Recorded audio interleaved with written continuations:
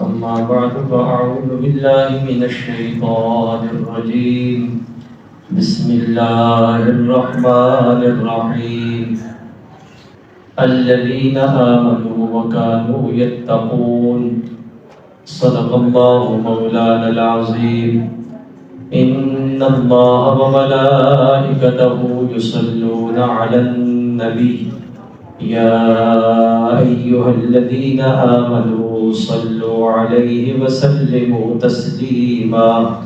اللهم صل على سيدنا ومولانا محمد وعلى آل سيدنا ومولانا محمد وبارك وسلم.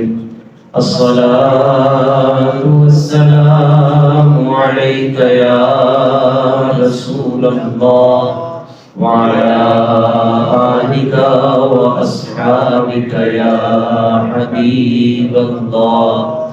الصلاة والسلام عليك يا رحمة للعالمين وعلى آلك وأصحابك يا شفيع المذنبين.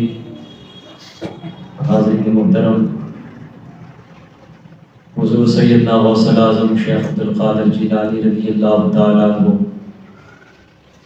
آپ کے تاریخ وصال کے حوالے سے ربیع الثانی کے مہینے میں کچھ آپ کے فضائل و کمالات مختصر سا آپ کا تعارف ذکر کیا تھا. چونکہ یہ مہینہ آپ کے ساتھ ایک نسبت رکھتا ہے، دیگر اولیاء کرام کا ذکر بھی اور خصوصیت کے ساتھ آپ کا ذکر کیا جاتا ہے. میں نے جو آیہ مبارکہ آپ حضرات کے سامنے تلاوت کی ہے، اس میں پروردگار عالم نے ولایت کی شان اور عظمت کو بھی بیان فرمایا، اور خالق کائنات نے ولایت کا منصب اور اس کے معیار کو بھی بیان فرمایا. اپنے اولیاء کا تعارف کراتے ہوئے ارشاد فرمایا، الا ان اولیاء اللہ لا خوف علیہم ولا هم یحزنون. آگاہ ہو جاؤ، خبردار ہو جاؤ، بے شک جو اللہ کے دوست ہیں، اللہ کے ولی ہیں، انہیں نہ کوئی خوف ہے اور نہ وہ غمگین ہوں گے. یہ ان کی شان اور عظمت ہے. اور اگلی آیت میں معیار ولایت کہ ولی کہتے کسے ہیں، ان کا معیار کیا ہے، اوصاف کیا ہے، علامات کیا ہے. ارشاد فرمایا الذین آمنوا وکانوا یتقون. دو شرطیں ولایت کا معیار بیان فرمائی کہ وہ مومن ہوتے ہیں اور متقی اور پرہیزگار ہوتے ہیں. یہ معیار ولایت ہے. کوئی شخص اس وقت تک ولی نہیں ہو سکتا چاہے وہ کتنی ہی نیکیاں کرے، نیک اعمال کرتا پھرے، جب تک اس کے اندر ایمان نہیں ہوگا. ایمان ولایت کے لیے شرط ہے. اور پھر صرف ایمان کے بعد بھی ولی نہیں ہو سکتا جب تک اس کے اندر تقویٰ نہیں پایا جائے گا. ایمان نام ہے عقیدوں کے درست ہونے کا، اور تقویٰ نام ہے اعمال اور اخلاق کے درست ہونے کا. تو اس آیہ مبارکہ نے بتا دیا اللہ کا ولی وہی ہو سکتا ہے جس کا عقیدہ بھی درست ہو اور جس کا عمل اور جس کا اخلاق بھی درست ہو. اگر ان دونوں میں یا دونوں میں سے کسی ایک چیز میں بھی کمی ہوگی تو ایسا شخص منصب ولایت پہ فائز ہی نہیں ہو سکتا. آج کے اس دور میں ان دونوں چیزوں کو سمجھنا ضروری ہے. جس دور سے ہم گزر رہے ہیں بڑے بڑے فتنے ہیں، اور ایک فتنہ ایسا بھی ہے کہ جس نے گھنگرو چھلے پہن رکھے ہوں، الٹے سیدھے ڈیزائنوں والا لباس پہنا ہوا ہو، یا بالکل ننگ ڈڑنگ ہو، لوگ اسے بھی ولی سمجھ لیتے ہیں. جو نشہ کرتا ہو، سگریٹ بجھنے کا نام نہ لیتا ہو، نماز روزے سے کوسوں دور ہو، اپنے جسم پہ پیتل یا لوہے کے وہ زنجیریں پہن لے، لوگ اسے بھی ولی سمجھ لیتے ہیں. اور پھر جو کچھ وہ کرتا ہے لوگ اسے شریعت اور دین سمجھ لیتے ہیں، اور جس طرح وہ خود بدعملی کا شکار ہے، اس سے کے ساتھ تعلق رکھنے والے اسی بدعملی کا شکار ہو جاتے ہیں۔ لوگ سمجھتے ہیں شاید یہ بھی کوئی ولایت کا نصاب ہے۔ تو یاد رکھیے یہ ساری چیزیں خرافات ہیں، ان کا ولایت کے ساتھ کوئی تعلق نہیں۔ ولی کے لیے خالق کائنات نے دو شرطیں بیان فرما دی، ایک وہ مومن ہوں گے، دوسرا وہ متقی اور پرہیزگار ہوں گے۔ عقیدہ اگر کسی کا درست نہیں اللہ تعالیٰ کے حوالے سے، اللہ تعالیٰ کے انبیاء اور رسول کے حوالے سے، یا باقی جتنی چیزیں ایمانیات میں داخل ہیں ان کے حوالے سے، اگر عقیدے میں کوئی کجی ہے، کوئی کمی ہے، ایسا شخص بھی ولی نہیں ہو سکتا۔ اور اگر عقیدہ درست ہے لیکن عمل میں کمی ہے، عمل میں سستی کرتا ہے، تو ایسا شخص بھی منصب ولایت پہ فائز نہیں ہو سکتا۔ ولی کے لیے ضروری ہے عقیدہ بھی درست ہو اور اس کا عمل بھی درست ہو۔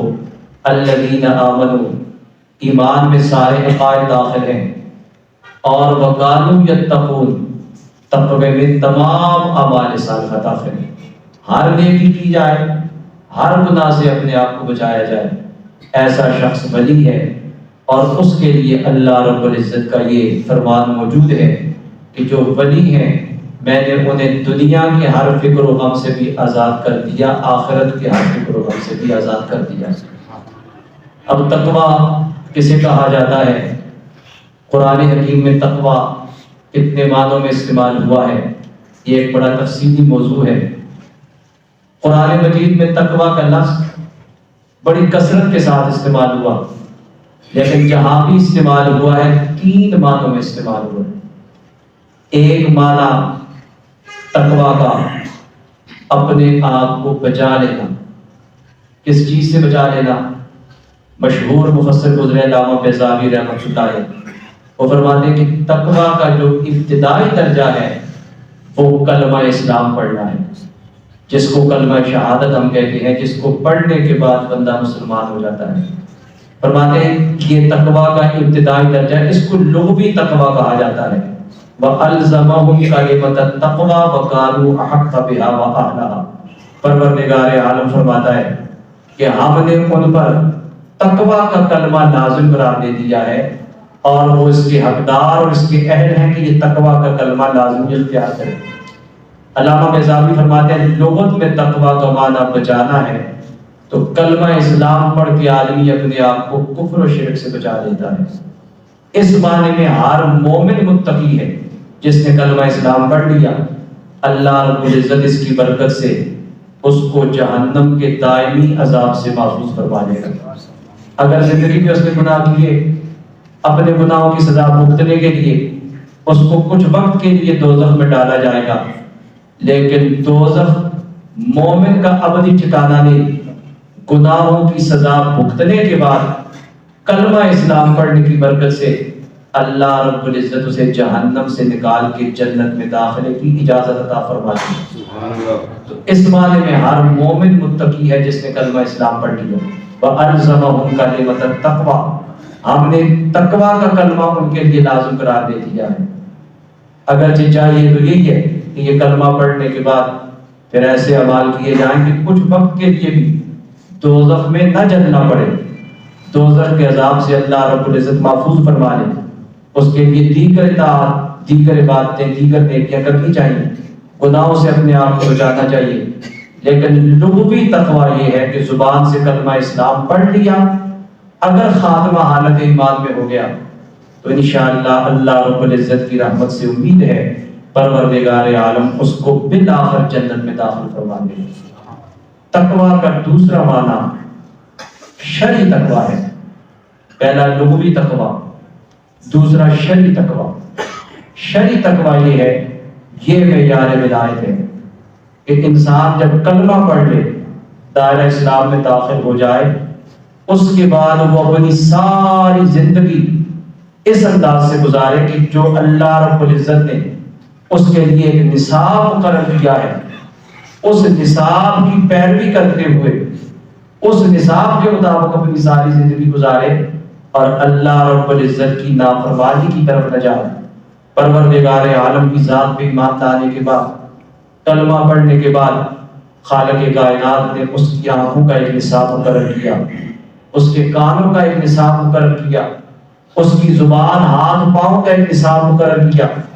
کیا سن سکتے ہو، کیا دیکھ سکتے ہو، کیا بول سکتے ہو، کیا پکڑ سکتے ہو، کدھر چل سکتے ہو اور کدھر نہیں جا سکتے، ہر چیز کا علادہ پروردگار عالم نے ایک نصاب مقرر کیا ہے۔ اگر اس کے مطابق وہ زندگی گزارے گا، ایسا شخص شرعی متقی ہے اور یہی اللہ رب العزت کا ولی ہے۔ اب کلمہ پڑھنے کے بعد جب وہ دین میں داخل ہو گیا، اب شریعت کا تقاضا یہ ہے وہ شرعی تقویٰ بھی اختیار کرے۔ اس کے کانوں کا ایک نصاب ہے، وہ کیا سن سکتا ہے، کیا نہیں سن سکتا۔ شریعت اس کی رہنمائی کرتی ہے کہ یہ کان غیبت سننے کے لیے نہیں، یہ کان گندی اور فحش باتیں سننے کے لیے نہیں، یہ کان بےہودہ کوئی سننے کے لیے نہیں ہے، بلکہ یہ کان اللہ رب العزت نے اپنا کلام سننے کے لیے عطا فرمائے ہیں، اپنے نبی کے فرمان سننے کے لیے عطا فرمائے ہیں، قرآن و سنت کا پیغام سننے کے لیے یہ کان خالق کائنات نے عطا فرمائے ہیں۔ جس دین میں ہم داخل ہیں یہ صرف چند ظاہری عبادات کا نام نہیں ہے، بلکہ یہ ایک بندہ مومن کی پوری زندگی کا ایک مثال ہے۔ آج ہماری جو مرضی اپنے کانوں سے سنتے ہیں، آج ہم تفریح کے لیے گانے سنتے ہیں، میوزک سنتے ہیں اور کہتے ہیں تفریح تباہ کے لیے ہے۔ یاد رکھیے جس کو آج تفریح سمجھا جا رہا ہے یہی جہنم میں لے جانے والا عمل ہے۔ نبی کریم صلی اللہ علیہ وآلہ وسلم نے گانوں سے، میوزک سے بڑی سختی کے ساتھ منع فرمایا، بلکہ یہاں تک حضرت عبداللہ بن عمر رضی اللہ تعالیٰ عنہ فرماتے ہیں میں بچہ تھا، سرکار کے ساتھ ایک توجہ رہا تھا، دور سے کوئی ڈھول کی آواز آئی، اور وہ ڈھول آج جس طرح ہمارے یہاں بجایا جاتا ہے ایسا نہیں، اس زمانے کا تھا۔ فرماتے ہیں جیسے ہی آواز آئی میں نے دیکھا کہ رب کے محبوب نے دونوں انگلیاں اپنے کانوں میں دے کر دبا لی، کانوں کو بند کر دیا۔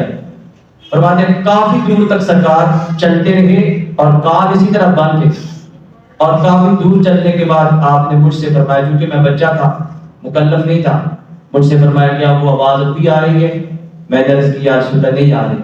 سرکار نے اس وقت اپنی انگلیاں اپنے کانوں سے نکالی اور امت کو ایک سبق دے دیا کہ یہ گانا بجانا، یہ ڈھول، یہ دل کے اندر نفاق کا مرض پیدا کر دیتا ہے، منافقت کی بیماری دل کے اندر پیدا ہو جاتی ہے، جس کو آج ہم کچھ نہیں سمجھتے۔ گاڑیوں میں جاؤ تو گانے، گھروں میں دیکھو تو گانے، موبائل کے اندر دیکھو تو گانے، ہر وقت نغموں کی دھن میں پوری قوم اسی میں مست ہے، اور آج اس کو گناہ سمجھا بھی نہیں جاتا۔ یہ ہماری بدقسمتی ہے۔ پہلے لوگ گناہ سمجھتے تھے، ایک آدمی گناہ سمجھتا ہے بچنے کی اسے کبھی نہ کبھی توفیق مل جاتی ہے، اور جب آدمی کسی برے عمل کو گناہ ہی نہ سمجھے پھر وہ اس سے کبھی بچ نہیں سکتا۔ تو سرکار نے اپنی سیرت سے ہمیں یہ سبق دیا کہ یہ چیزیں دلوں کے اندر منافقت کا بیج پیدا کر دیتی ہیں، اس لیے اپنے کانوں کو پاک صاف رکھو تاکہ تمہیں دل کا تقوی نصیب ہو جائے۔ تو یہ کانوں کا ایک نصاب ہے، ایک نصاب ہماری آنکھوں کا بھی ہے۔ سرکار نے اس کی وضاحت کرتے ہوئے حدیث میں فرمایا تھا ہر عضو کی بدکاری الگ الگ ہے، کانوں کا بھی ایک زنا ہے، بدکاری ہے، ایک آنکھوں کی بدکاری ہے۔ سرکار نے فرمایا جس چیز کو دیکھ کے دل گناہوں کی طرف مائل ہو جائے یہ آنکھوں کی بدکاری ہے۔ گندا دیکھنے سے بھی منع فرمایا، گندا سننے سے بھی منع فرمایا۔ یہ آنکھیں عطا فرمائی، ان سے دیکھو تو اللہ کے گھر کو دیکھو، ان سے دیکھو تو سرکار کے روضہ پاک کو دیکھو، ان سے دیکھو تو رب کے کلام کو دیکھو، اور ان سے دیکھو تو ماں باپ کے چہرے کو دیکھو، رب مقبول حج کا ثواب عطا فرمائے۔ حضرت فاروق اعظم رضی اللہ تعالیٰ نے جب یہ حدیث سنی عرض کیا اگر ایک دن رات میں 100 مرتبہ دیکھیں تو کیا 100 حجوں کا ثواب ملے گا؟ سرکار نے فرمایا عمر رب کی رحمت اس سے بھی وسیع ہے، تم جتنی مرتبہ دیکھو گے اچھی نیت کے ساتھ اللہ رب العزت ثواب اتنا زیادہ عطا فرمائے گا۔ تو یہ آنکھیں اس لیے عطا کی تھی کہ ان سے یہ چیزیں دیکھو، اور آج ہم نے ہر گانے آنکھوں سے دیکھنا شروع کر دیا ہے۔ بندہ مومن کے کانوں کا ایک نصاب، بندہ مومن کی آنکھوں کا ایک نصاب، شریعت نے ہماری زبان کا بھی ایک نصاب رکھا ہے۔ کیا بول سکتے ہیں، کیا نہیں بول سکتے. جھوٹ، چغلی، غیبت، گالی گلوچ، گانے گانا، اس سے ہم اپنی زبانوں کو آلودہ کر رہے ہیں. بلکہ آج ہماری حالت یہ ہے، صبح سے شام تک اپنی گفتگو کو اگر ریکارڈ کر کے شام کو سنیں تو شاید ہمارا سر ندامت سے جھک جائے کہ آنکھ جب کھولی تھی صبح، اس وقت سے لے کے شام تک میری زبان سے کیا کیا نکلا ہے. اس لیے آج زبانوں میں وہ تاثیر نہیں رہی، زبانیں تاثیر سے خالی ہو گئی ہیں. اس لیے کہ ہم زبان سے ہر وہ جملہ نکال رہے ہیں جس سے اللہ اور اس کے رسول نے منع فرمایا ہے. زبان عطا فرمائی تھی اپنے ذکر کے لیے، قرآن کی تلاوت کے لیے، اپنے محبوب کی تعریف و ثنا بیان کرنے کے لیے. ہم نے اس زبان کو کہاں استعمال کرنا شروع کر دیا. شریعت نے ہمارے پورے جسم کا ایک نصاب مقرر کیا. نبی کریم علیہ السلام نے ارشاد فرمایا، اللہ رب العزت نے جنت کے گرد ایسی چیزوں کی باڑ لگا دی ہے جو انسان کی طبیعت کو پسند نہیں، طبیعت کراہت محسوس کرتی ہے. اور جہنم کے گرد خواہشات کی باڑ لگا دی ہے. انسان اپنی خواہشات کی تکمیل میں ہر وہ چیز کرتا ہے جس سے دل خوش ہوتا ہے. اب جنت کے گرد وہ چیزیں جو انسان کے لیے مشقت کا باعث ہے.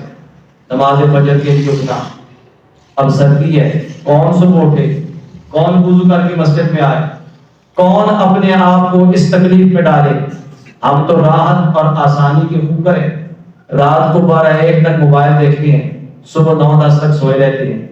اس وقت اٹھنا یہ طبیعت کے لیے انتہائی مشکل ہے. لیکن سرکار فرما رہے ہیں، آج جس کو مشقت سمجھ رہے ہو یہی راستہ جنت کی طرف جا رہا ہے.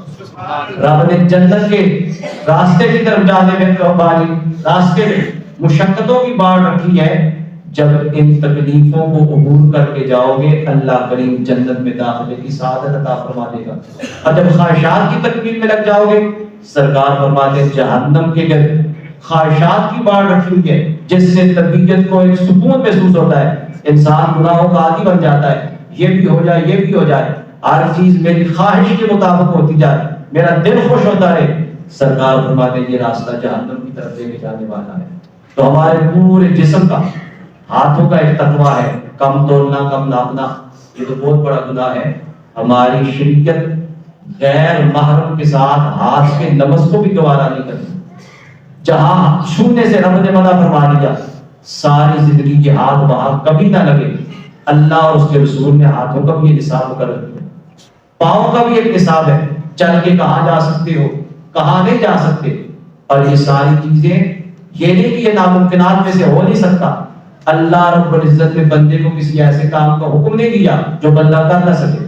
اور ہمارے پاس کوئی امت آئے گی نہیں کہ جس کا یہ نصاب ہو. یہ تو خیر امت ہے، بہترین امت کا یہ نصاب ہے کہ اپنی ساری زندگی تقویٰ اور طہارت کے سائے تلے گزارنی ہے. یہ شرعی تقویٰ ہے، اور ایسا تقویٰ اختیار کرنے والا اللہ کریم اسے اپنے قرب کی منزل عطا فرما دیتا ہے. اس کے بعد پھر حقیقی تقویٰ آ جاتا ہے. وہ تقویٰ کا ایک تیسرا درجہ ہے. قرآن حکیم میں یہ تقویٰ لغوی معنی میں بھی استعمال ہوا، شرعی معنی میں بھی استعمال ہوا، اور اس کے بعد پھر حقیقی معنی میں استعمال ہوا. اور حقیقی تقویٰ کیا ہے؟ یہ جو لغوی اور شرعی ہے یہ میرا اور آپ کا نصاب تھا، یہ شریعت ہم سے تقاضا کرتی ہے. اور جو حقیقی تقویٰ ہے وہ اولیاء اللہ کا نصاب ہے. انہیں لغوی تقویٰ بھی نصیب، شرعی تقویٰ بھی نصیب، اور اس کے بعد اللہ رب العزت انہیں حقیقی تقویٰ عطا فرماتا ہے. جب وہ حقیقی تقویٰ کی دولت کو اختیار کرتے ہیں رب انہیں منصب ولایت پہ فائز فرما دیتا ہے. اور حقیقی تقویٰ کیا ہے؟ وہ بڑا مشکل ہے. آنکھوں کو بند کر لینا آسان ہے، کانوں کو وہ آواز سننے سے روک لینا جس سے رب رسول منع کرتے ہیں یہ آسان ہے، زبان پہ کنٹرول کر لینا یہ آسان ہے. حقیقی تقویٰ یہ ہے، وہ دل کا تقویٰ ہے. اور علامہ بیضاوی فرماتے ہیں حقیقی تقویٰ یہ ہے ایک لمحے کے لیے بھی دل میں خیال غیر نہ آئے.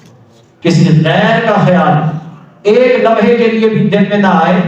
دل میں ہر وقت اگر خیال ہے تو سچے رب کا خیال ہو، اسی کا ذکر ہو، دھیان اسی کی طرف ہو.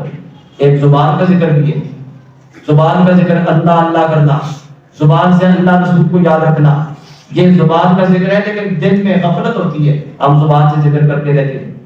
اس کا یہ مطلب نہیں اگر دل غافل ہے تو زبان سے بھی ذکر چھوڑ دو. زبان سے جو ذکر کیا جاتا ہے اس کا اپنا درجہ ہے، فضیلت ہے، ثواب ہے. ذکر کا مقصد دل سے غفلت کو دور کرنا ہے. جو زبان سے ذکر کرتا رہے گا، اگر دل کو توجہ نہیں ہے پھر بھی زبان سے ذکر کرنا ہے تو اللہ کریم اسے درجہ عطا فرمائے گا، اجر عطا فرمائے گا، ثواب عطا فرمائے گا. لیکن ذکر کا اصل مقصد دل کی غفلت دور کرنا ہے. اور زبان سے ذکر کرتے کرتے جب اس کو اپنا معمول بنا لے گا، صوفیاء فرماتے ہیں ایک وقت آئے گا اللہ رب العزت ذکر لسانی کی بدولت اسے ذکر قلبی کی سعادت عطا فرما دے گا. دل کی غفلت بھی دور ہو جائے گی. جب وہ بار بار اپنے رب کو یاد کرتا رہے گا، اللہ رب العزت پھر اس کے دل کی غفلت کو دور کر دے گا.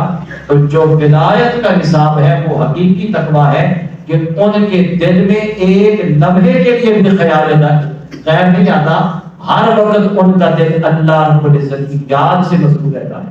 حضور سیدنا غوث اعظم شیخ عبد القادر جیلانی رضی اللہ تعالیٰ عنہ ایسے نفوس قدسیہ میں تھے کہ ایک لمحے کے لیے بھی توجہ ذات باری تعالیٰ سے ہٹتی نہیں. آپ کے حالات میں آپ کا ایک بڑا مشہور واقعہ لکھا ہے. آپ بہت بڑے تاجر بھی تھے. ایک مرتبہ آپ بیٹھے ہوئے تھے، کسی نے آ کے آپ کو اطلاع کی حضرت وہ جو آپ نے سمندر میں اپنا سامان بھیجا تھا تجارت کے لیے، وہ بیڑی بیڑا یا وہ کشتی ڈوب گئی ہے اور سارا سامان آپ کا ضائع ہو گیا ہے. تھوڑی دیر آپ نے خاموشی اختیار کی، آنکھیں بند کی، آنکھیں کھولی، فرمایا الحمدللہ. بیٹھے ہوئے تھے لوگ بڑے حیران کہ نقصان پہ تو انا للہ و انا الیہ راجعون پڑھا جاتا ہے اور حضرت الحمدللہ پڑھ رہے. کچھ وقت کے بعد ایک اور بندہ آیا، اس نے کہا حضرت وہ پہلی خبر غلط تھی، وہ کوئی اور سامان کسی کا ڈوبا ہے. آپ نے جو سامان بھیجا کشتی ساحل سمندر تک جا کے پہنچ چکی ہے، سمندر کے کنارے پہنچ چکی ہے اور آپ کا سارا سامان کا حفاظت وہاں پہنچ چکا ہے. آپ نے پھر تھوڑی دیر توجہ اپنے دل کی طرف کی، آنکھیں بند کی اور آنکھیں کھول کے پھر فرمایا الحمدللہ. اب سامعین بڑے حیران کہ نقصان کی خبر سنی پھر بھی الحمدللہ، اور جب خوشی کی خبر سنی پھر بھی الحمدللہ. پوچھا حضور دونوں حالتوں میں الحمدللہ ہمیں یہ سمجھ نہیں آئی. آپ نے فرمایا نہ سامان ڈوبنے پہ میں نے الحمدللہ کہا ہے، نہ منزل پہ پہنچ جانے پہ میں نے الحمدللہ کہا ہے. جب نقصان کی خبر سنی میں نے توجہ دل کی طرف کی کہ یہ مالی نقصان کی خبر سن کے کہیں دل اس کی طرف سے بے خبر تو نہیں ہو گیا، غافل تو نہیں ہو گیا. دل میں اس کی محبت، اس کا ذکر اسی طرح موجود ہے. میں نے دیکھا میرے دل کی کیفیت پہلے کی طرح تھی تو میں نے اپنے دل کی سلامتی والی کیفیت کو دیکھ کے الحمدللہ کہا کہ اتنے بڑے نقصان کی خبر سنی ہے لیکن دل مولا کی محبت میں پہلے کی طرح سرشار ہے، اس کے ذکر میں لگا ہوا ہے، اس پہ کوئی اثر نہیں ہوا. اور جب خوشی کی خبر سنی کہ منزل تک کشتی پہنچ گئی ہے اور سامان اپنی منزل تک پہنچ گیا ہے، پھر دل کی طرف توجہ کی کہ کہیں خوشی کی خبر سن کے دل مال کی محبت میں کہیں خود رکھتا تو نہیں ہو گیا. جب دیکھا تو دل پہلے کی طرح اپنے مالک کے ذکر میں مشغول تھا. میں نے دل کی اس حالت پہ الحمدللہ کہا. اللہ اکبر، یا رسول اللہ.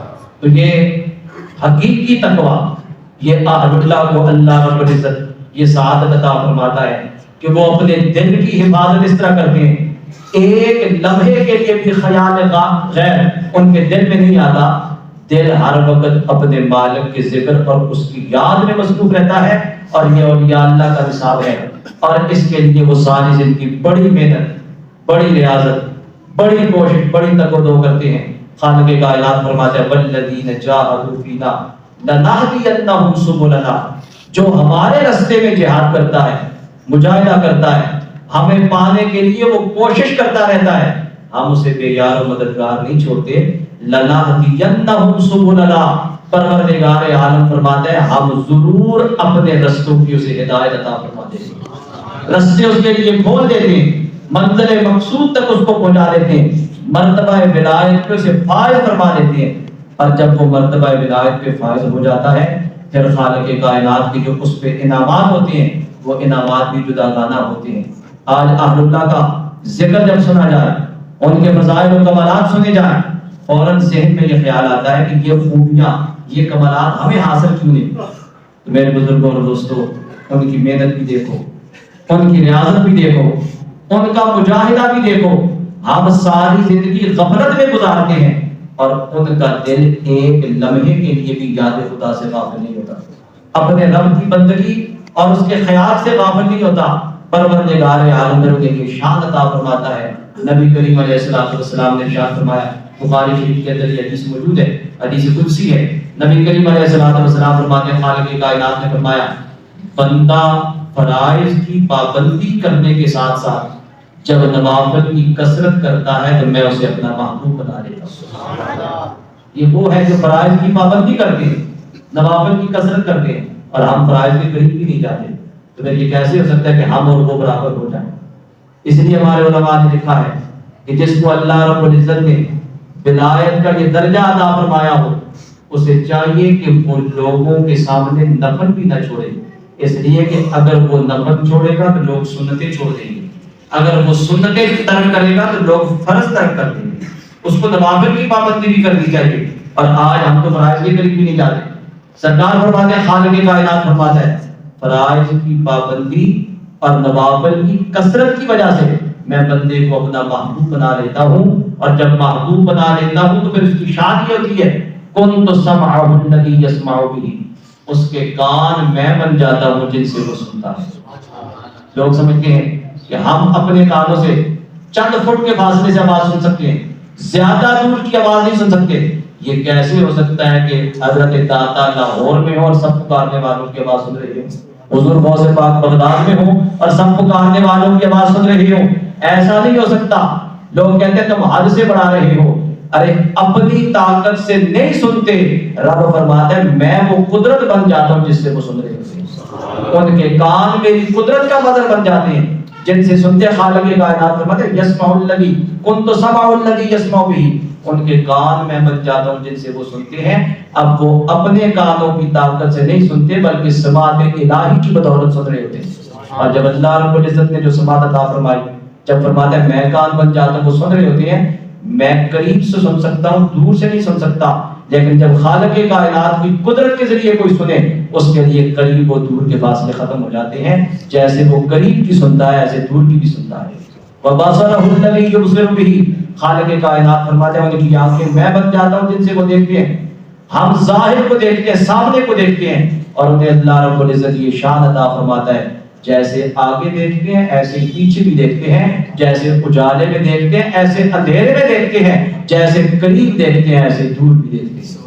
اور خالق کائنات فرماتا ہے وَيَدَهُ الَّتِي يَبْطِشُ بِهَا، ان کے ہاتھ میں بن جاتا ہوں جن سے وہ پکڑتے ہیں، تصرف کی طاقت عطا فرما دیتا ہوں، جیسے وہ قریب میں تصرف کر سکتے ہیں ایسے دور میں بھی کرتے ہیں۔ یہ شان انہیں اللہ رب العزت عطا فرماتا ہے جب وہ فرائض کی پابندی کے ساتھ نوافل کی کثرت کرتے ہیں اور تقوی لغوی، تقوی شرعی، تقوی حقیقی حاصل کر لیتے ہیں، منصب محبوبیت پہ فائز ہو جاتے ہیں، پھر خالق کائنات جدا گانا شان ان کو عطا فرما دیتا ہے۔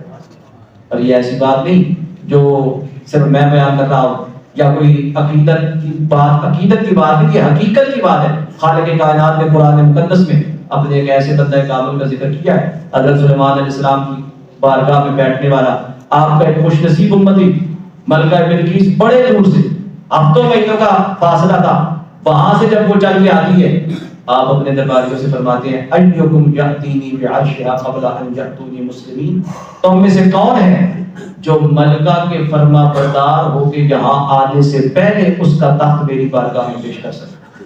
حضرت سلیمان علیہ السلام نبی خود بھی کر سکتے ہیں، بتانا چاہتے ہیں منصب نبوت بڑا بلند ہے، جو نبی کی بارگاہ میں بیٹھ کے فیض حاصل کرتے ہیں رب انہیں کتنی طاقت عطا فرما دیتا ہے۔ فرمایا کون ہے جو اس کا تخت دے کے آئے؟ قال عفریت من الجن، ایک اور بڑا جن کھڑا ہوا، اس نے کہا انا آتی کبھی، میں پیش کر دیتا ہوں۔ فرمایا کتنی دیر میں؟ کہنے لگا قبل ان تقوم من مقامک، آپ کا دربار برخاست ہونے سے پہلے پیش کر دوں۔ یہ جو مجلس جاری ہے، محفل جاری ہے، یہ ختم ہونے سے پہلے لے آؤں گا۔ آپ نے فرمایا نہیں، اس سے جلدی چاہیے۔ اب قرآن حکیم فرماتے ہیں قال الذی عنده علم من الکتاب، آپ کی بارگاہ میں جو کتاب آپ جس کی تعلیم دے رہے تھے، اس کتاب کا جس کے پاس کچھ علم تھا وہ کھڑا ہوا، آپ کا ایک درباری کھڑا ہوا، ایک صحابی ایک ولی کھڑا ہوا، اس نے کہا حضور میں پیش کر دیتا ہوں لا کے۔ فرمایا کتنی دیر میں؟ عرض کی حضور دیر کا کیا مقصد؟ قبل ان یرتد الیک طرفک، پلک جھپکنے سے پہلے پیش کر دیں۔ آنکھ بند ہو گئی کھلتی ہے 1 سیکنڈ سے بھی کم کا وقت لگتا ہے۔ قبل ان یرتد الیک طرفک، پلک جھپکنے سے پہلے پیش کر دیتا ہوں۔ اور صرف کہا ہی نہیں، فلما رآہ مستقرا عنده، حضرت سلیمان علیہ السلام نے دیکھا تو تخت سامنے پڑا ہوا۔ آپ نے فرمایا قال هذا من فضل ربی، یہ میرے رب کا فضل ہے جس نے میری امت میں ایسے صاحبان کمال پیدا کر دیے۔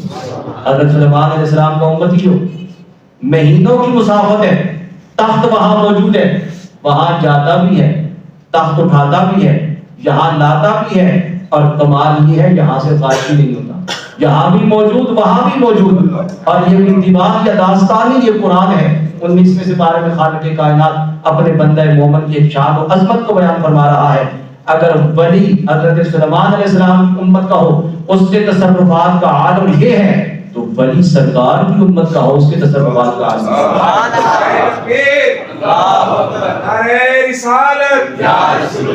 سرکار کی امت کا ولی یہ کہتا ہے کہ اللہ رب العزت نے مجھے بھی یہ شان اور یہ مقام و مرتبہ عطا فرمایا۔ نظرت الی بلاد اللہ جمعا کخردلۃ علی حکم اتصالی، حضور غوث پاک اپنے بارے میں خود فرماتے ہیں میں اللہ رب العزت کی ساری کائنات کو اس طرح دیکھتا ہوں جس طرح اپنے ہاتھ کی ہتھیلی پہ رائی کا دانہ دیکھتا ہوں، ساری کائنات کو اس طرح دیکھ رہا ہوں۔ جب غلاموں کی یہ شان ہے تو نبیوں کے امام کی شان کا عالم کیا ہے؟ اور اپنے کیسے مقام و مراتب اپنے بندوں کو جو عطا فرمائے، اپنے محبوبوں کو، محبوبوں کے صدقے محبوبوں کے غلاموں کو یہ شان عطا فرمائی ہے، اس نے اپنے محبوب نبی کو کیسے کیسے مقامات و مراتب عطا فرمائے ہوں گے۔ تو یہ جب تقویٰ تینوں معنوں میں جن کو حاصل ہو جائے وہ ولی بن جاتے ہیں، اور جب وہ ولی بنتے ہیں تو پھر اللہ رب العزت نے یہ کمالات عطا فرما دیتا ہے۔ خالق کائنات ہمیں بھی یہ تقویٰ کا نور حاصل کرنے کی توفیق عطا فرمائے، اور زندگی اپنے محبوبوں کی اطاعت اور پیروی میں بسر کرنے کی توفیق عطا فرمائے۔